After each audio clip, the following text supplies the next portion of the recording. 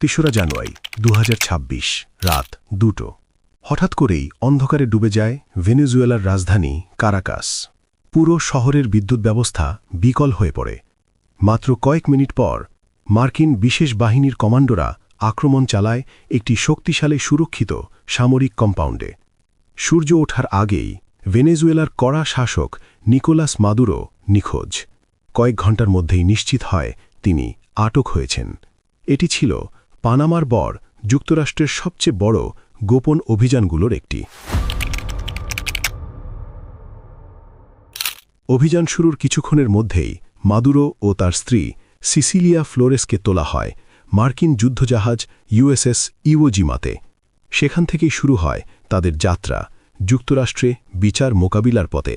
এই পুরো অভিযানটির code name ছিল অপারেশন অ্যাবসোলিউট রিজলভ। মার্কিন কর্মকর্তাদের দাবি, এই অভিযান ছিল মাসের পর মাস ধরে চলা সিআইএ গোয়েন্দা নজরদারির ফল।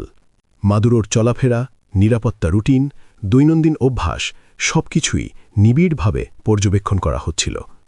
একটি অপ্রত্যাশিত আবহাওয়াগত সুযোগ তৈরি হয়, আর সেই সুযোগকেই কাজে লাগানো হয়। বিশেষভাবে উল্লেখযোগ্য বিষয়, এই অভিযান চালানো হয় মাত্র কয়েক ঘণ্টা পর, যখন মাদুরো সাক্ষাৎ করেছিলেন চীনের কমিউনিস্ট সরকারের একজন উচ্চ পর্যায়ের দূতের সঙ্গে।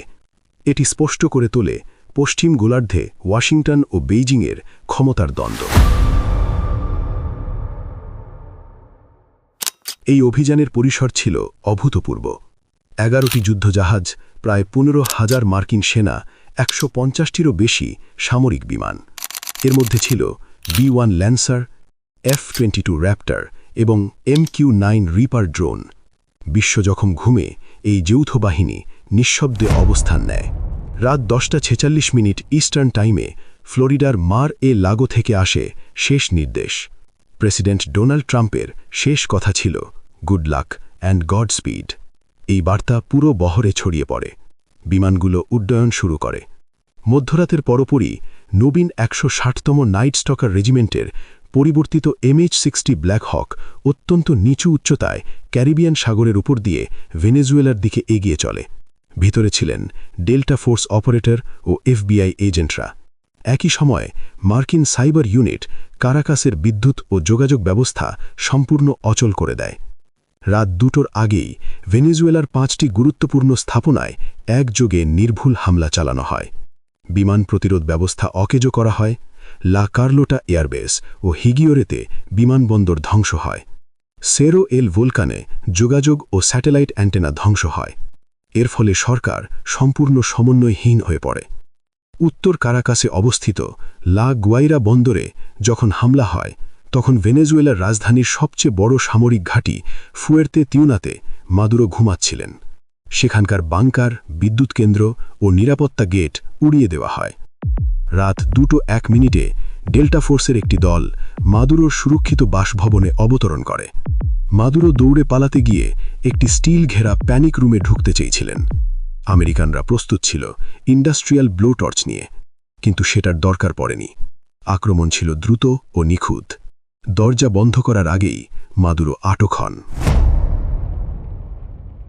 সেখানে একটি সংক্ষিপ্ত বন্দুকযুদ্ধ হয়। একটি মার্কিন বিমান গুলিবিদ্ধ হলেও কার্যকর থাকে। পুরো উদ্ধার অভিযান শেষ হয় মাত্র 30 মিনিটে। কোনো মার্কিন সেনা নিহত হননি। তবে ধারণা করা হয় এই হামলায় 40 থেকে 80 জন ভেনেজুয়েলান ও কিউবান মার্কিন ও বেসামরিক ব্যক্তি নিহত হন। ভোর 4:39 মিশন সম্পূর্ণ হয়। মাদুরো ও তার স্ত্রীকে ভেনেজুয়েলা থেকে সরিয়ে ইউএসএস ইও জিমাতে স্থানান্তরিত করা হয়। মাত্র কয়েক ঘণ্টায় শেষ হয়ে যায় মাদুরোর শাসনকাল। এই অভিযানের পর সবচেয়ে বড় প্রশ্ন উঠে আসে, কেন নিকোলাস মাদুরো, আর কেন এই মুহূর্তে? মার্কিন কর্মকর্তারা তুলে ধরেন 5টি মূল কারণ। 1. নার্কোতন্ত্রবাদ। মাদুরোর বিরুদ্ধে অভিযোগ, তিনি কার্টেল অফ দ্য সানস নামক মাদক চক্রকে রক্ষা করতেন। 2020 সাল থেকেই তিনি মার্কিন ফেডারেল অভিযুক্ত। 2. মহাশক্তির দ্বন্দ্ব। ভেনেজুয়েলা ছিল রাশিয়া, চীন ও ইরানের প্রভাবের ঘাঁটি। ছায়া তেল ব্যবসা, মার্কিন সামরিক সহযোগিতা ও নিষেধাজ্ঞা এড়ানোর কেন্দ্র। 3. জ্বালানি নিরাপত্তা। ভেনেজুয়েলার কাছে রয়েছে বিশ্বের সবচেয়ে বড় প্রমাণিত তেল মজুদ 300 বিলিয়ন ব্যারেল। 4. আন্তর্জাতিক অপরাধ। ট্রেন দে আরাগুয়ার মতো গ্যাং সারা আমেরিকা জুড়ে অপরাধ ছড়াচ্ছিল। 5. গণতন্ত্র ও শরণার্থী সংকট।